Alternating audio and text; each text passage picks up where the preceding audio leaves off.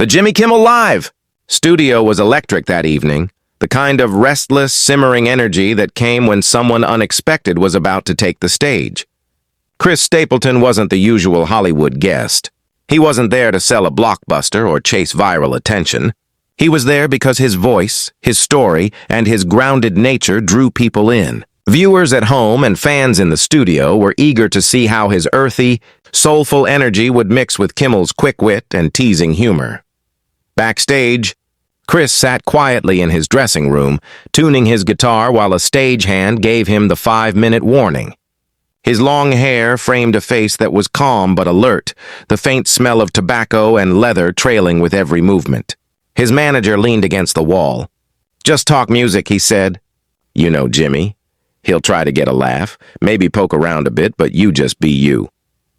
Chris smiled faintly, adjusting the tuning peg. "Ain't gonna be anything else I can be."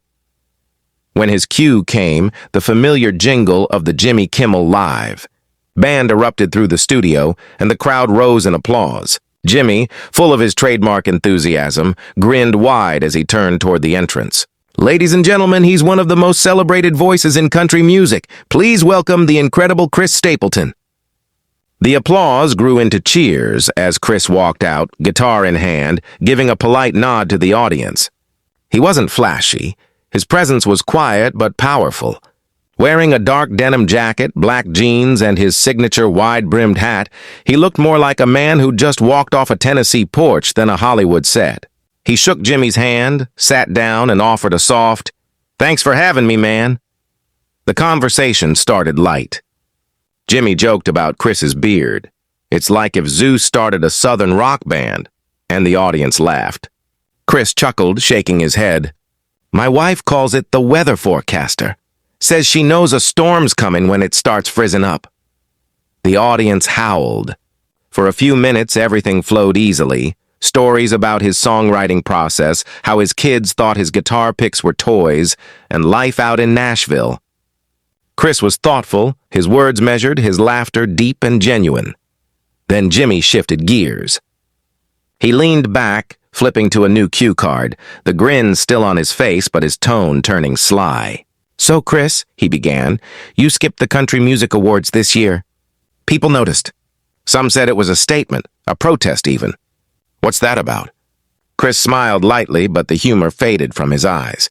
"Ain't no protest. Just wasn't the place I needed to be that night."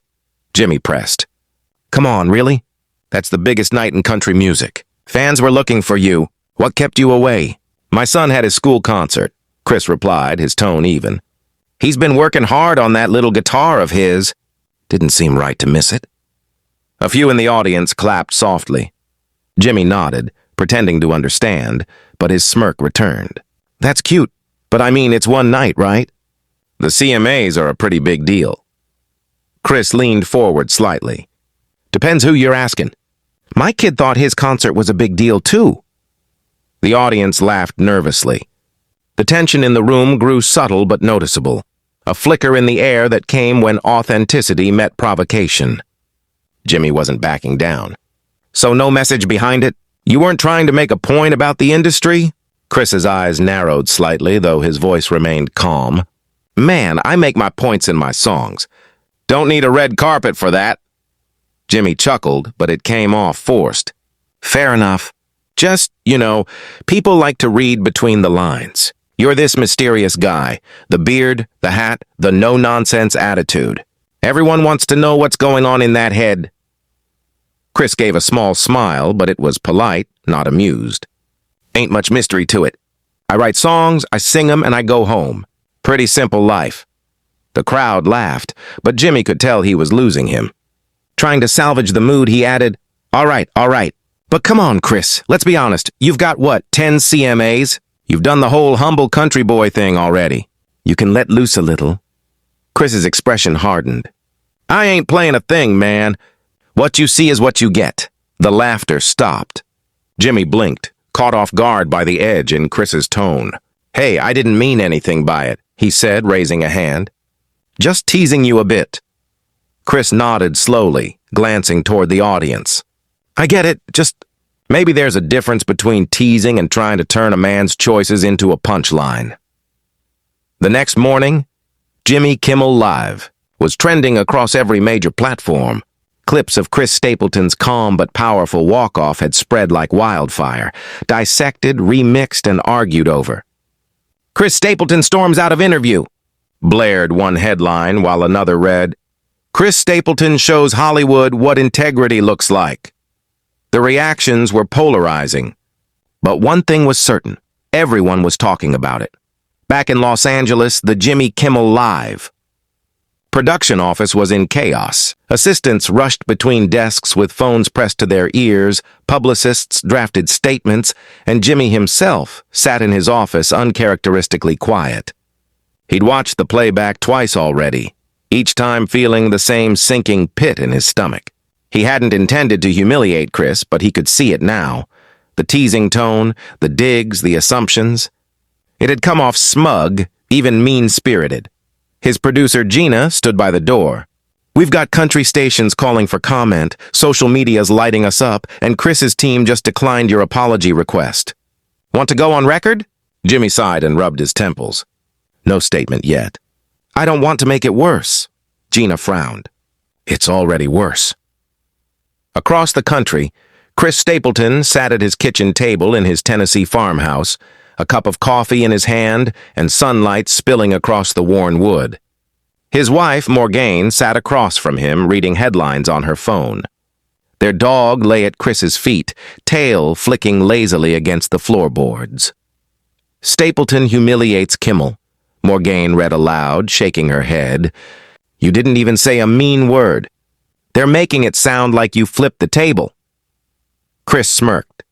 "That's the internet for you." He sipped his coffee slowly, unbothered by the noise. People love a story more than the truth. She looked up at him, studying his calm expression. "You okay?" He nodded, setting the mug down. "Yeah. I didn't like the way he talked about it, that's all. Felt like he was trying to turn real life into a joke." "You didn't do anything wrong," she said gently. "You just told your truth." Chris leaned back, gazing out the window at the fields beyond. "Ain't about right or wrong. It's about what kind of man I want to be. I don't mind the laughs, but I won't let anybody make light of what matters." Later that day, as social media continued to swirl, an unexpected video appeared online.